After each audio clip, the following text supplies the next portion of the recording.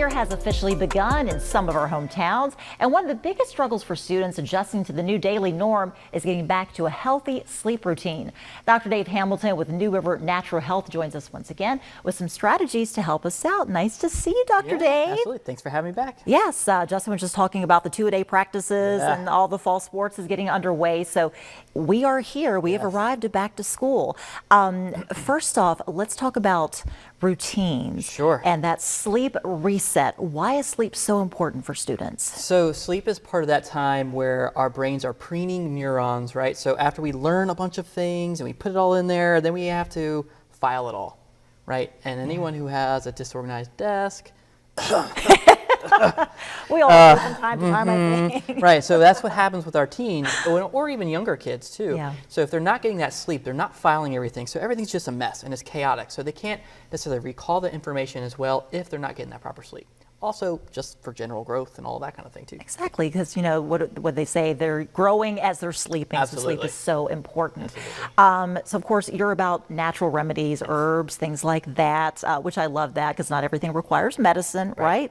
What are some things that you recommend in terms of supplements? So everyone's familiar with probably melatonin. Okay, well melatonin is made in our guts. So healthy bodies, healthy food, healthy nutrition.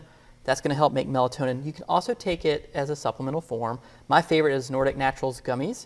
It's also attached to like a melatonin and a sodium molecule, which helps drive it in the cell. So you can actually take a lot less of it and become less dependent on it over time. But a lot of times, any melatonin can work. For kids, I usually recommend like 1 to 3 milligrams, something like that.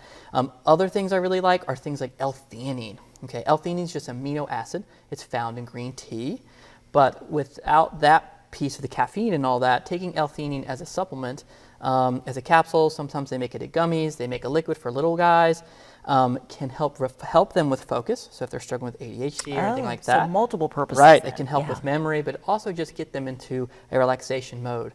And it's fairly inexpensive.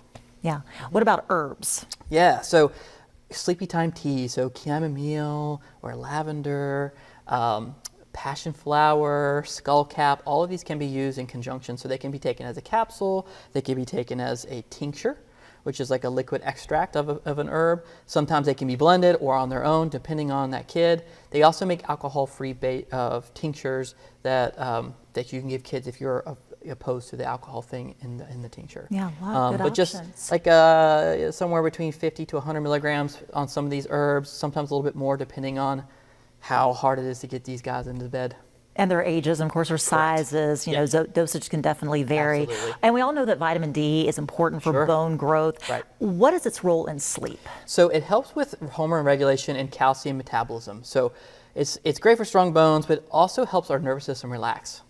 So there's lots of cool studies out there today that's talking about how vitamin D and its work on the brain, and also how its relationship with melatonin and when it's released. So taking a little bit of vitamin D not only will support their immune system, strong bones, but also may help get them to sleep. Yeah. So I would say for anywhere between 1,000 international units to 5,000 international units, depending on age, but also what their status is of their vitamin D. If you haven't had their vitamin D tested, ask your family doctor to do that. Or give me a call. Good idea. Or just give you a call. Yeah. That's right. All right. So we've got some, some tools and things like that. What about strategies? How early before the first day of school should we start thinking about adjusting their bedtime? This is always a tricky one. Yeah. So this, for all those parents who are dreading this coming week, going, oh my gosh, what are we going to do? We've been like letting them stay up till 10 o'clock and all this. Yeah. And it's fun, right? Until it's not. So typically what I tell parents, if you can, a couple weeks beforehand, start sliding the schedule a little earlier to go to bed. So if they're going to bed at 10, try to go to bed at 9:30, and then try to shimmy that 15 minutes every few days. And then the wake up time, same thing. If they're waking up at say 9:30, most probably noon for some. Right. Try to shift that forward. So go to bed a little bit earlier, just a little bit, and wake up a little bit earlier each day. And so by the time school rolls around, it will be a little easier. Easier said than done sometimes. Teens also need more sleep than little guys do because their brains are developing a little bit differently. That's right. But we can't really help that. So the schedule is the schedule. Yeah, and for everybody to understand, hey, this is for you. This Yep. is to make that alarm clock a little less scary on the first day of Absolutely. school with Absolutely. these techniques. All right, Dr. Dave, thank you so much Yeah, for coming thanks, in today. It was a pleasure. And of course, you can find him at New River Natural Health. We've got the website up there for you, also the phone number and email address in case you'd like to reach out for more great health information. All right.